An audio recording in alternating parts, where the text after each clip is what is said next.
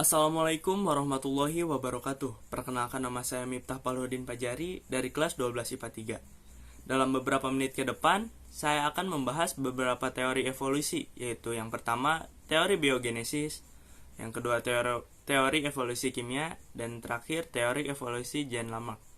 Sebelum ke teori, izinkan saya untuk membahas pengertian evolusi secara umum dan ringkas.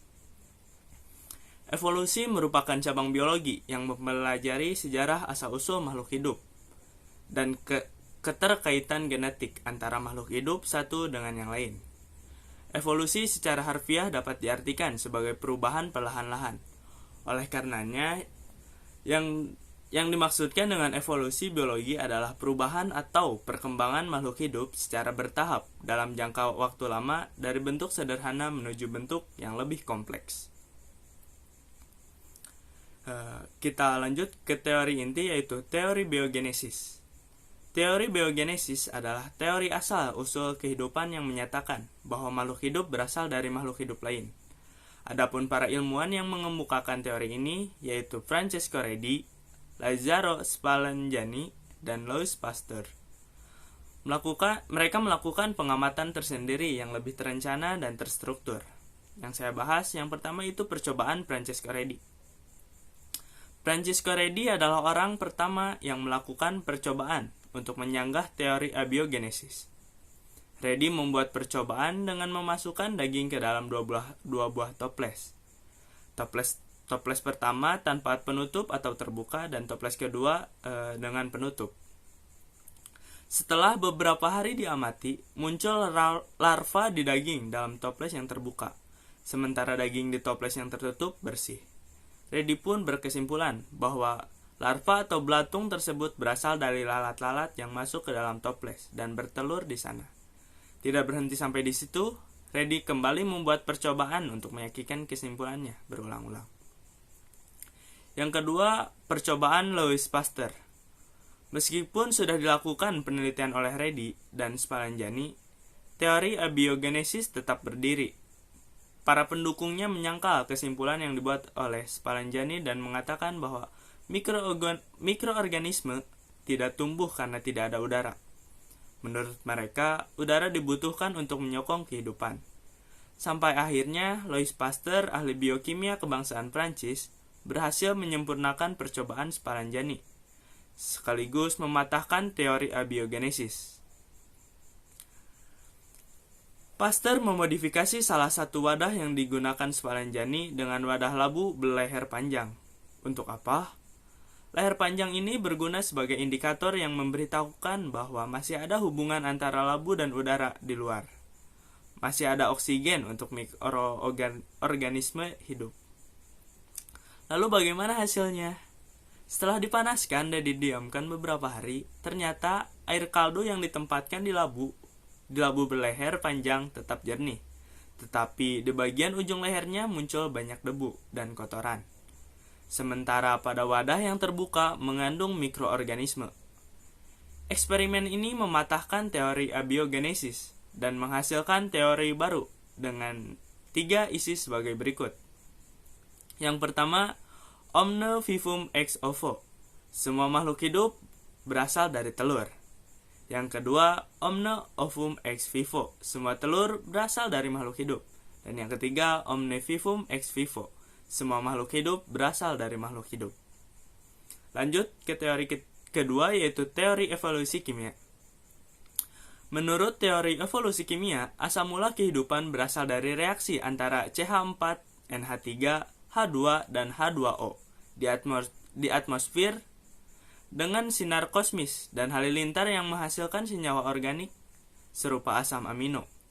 Ilmuwan yang mengemukakan teori evolusi kimia adalah Harold Urey, menyatakan bahwa asal-usul kehidupan diawali dengan adanya senyawa organik di atmosfer, yang berupa gas-gas seperti metana, CH4, hidrogen, H2, uap air, H2O, dan amino, NH3. Yang bereaksi dengan bantuan energi dari sinar kosmis dan kilatan listrik halilintar, sehingga terbentuk asam amino yang merupakan bahan dasar pembangunan kehidupan. Percobaan Stanley Miller berhasil membuktikan teori Urey dengan percobaan di laboratorium dengan menggunakan alat yang diberi nama pesawat urat Mosfera. Kesimpulan yang diperolehnya bahwa senyawa anorganik dapat diubah menjadi asam amino atau organik dengan pesawat urat Mosfera. Jadi, satuan-satuan kompleks di dalam sistem kehidupan seperti lipida, gula, asam amino, dan nukleotida dapat terbentuk dari kondisi abiotik. Menurut Alexander Leoparin, dalam teori evolusi biologi, asal-usul kehidupan berasal dari reaksi antara gas-gas metana, seperti yang saya tadi sebutkan, yang mudah menguap ke atmosfer, yang berada di cekungan air laut dengan energi radiasi benda-benda angkasa yang menghasilkan senyawa organik, serupa alkohol dan asam amino. Hasil reaksi berupa asam amino berada pada cekungan laut membentuk sup purba, primordial soup. Teori-teori yang telah diterangkan di atas belum dapat menjawab dari mana dan bagaimana kehidupan pertama kali ada di bumi. Dan teori terakhir yang saya akan bahas yaitu teori evolusi Jean Lamarck. Pada abad ke-18, seorang ahli biologis yang bernama Jean-Baptiste de Lamarck lahir pada tanggal 1744 dan meninggal pada 1829, yang juga merupakan seorang pendahulu Charles Darwin di bidang evolusi, mengusulkan suatu mekanisme bagaimana kehidupan berubah seiring berjalannya waktu. Lamarck mempublikasikan hipotesisnya pada tahun 1809 dengan membandingkan spesies yang hidup dengan fosil. Lamarck menemukan sebuah garis-garis keturunan yang merupakan kronologi fosil tua menuju fosil yang lebih muda, yang mengarah ke spesies hidup. Beliau menjelaskan penemuannya melalui dua prinsip yang secara umum diterima pada saat ini. Prinsip adalah digunakan dan tidak digunakan, use and disuse. Dan prinsip kedua adalah penurunan karakteristik yang dimiliki. Prinsip pertama, use and disuse, merupakan ide di mana bagian tubuh yang sering digunakan seiring waktu akan bertambah besar dan semakin kuat, sedangkan bagian tubuh yang tidak digunakan akan menghilang. Sebagai contoh adalah jerapah, di mana jerapah seringkali meregangkan lehernya demi mendapatkan daun dari cabang pohon yang tinggi. Prinsip kedua, inheritance of acquired characteristic, menyatakan bahwa organisme dapat menurunkan modifikasi tersebut kepada keturunannya. Lamarck menyebutkan bahwa leher panjang dan berotot yang dimiliki jerapah telah mengalami evolusi dari generasi ke generasi akibat dari perilaku jerapah yang sering meregangkan lehernya demi mendapatkan daun dari cabang pohon yang tinggi. Lamarck difitnah pada masanya, khususnya oleh Cuvier, yang menyangka bahwa spesies mengalami evolusi. Namun Lamarck menyadari bahwa kecocokan organisme dengan lingkungannya dapat dijelaskan perubahan evolusi secara bertahap. Dan beliau mengajukan penjelasan yang dapat diuji mengenai bagaimana perubahan ini terjadi. Pokok-pokok pikiran teori evolusi Lamarck.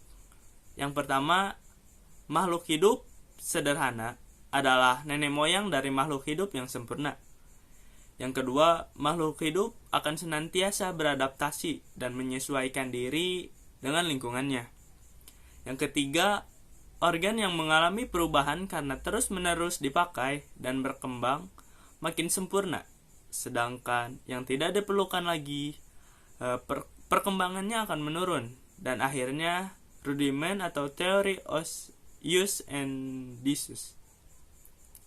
Dan keempat, evolusi organik terjadi karena perubahan-perubahan yang disebabkan oleh pengaruh lingkungan dan dapat diturunkan. Sekian dari saya, mohon maaf bila ada kata-kata yang salah dan kurang berkenan. Wabillahi taufiq wal hidayah. Wassalamualaikum warahmatullahi wabarakatuh.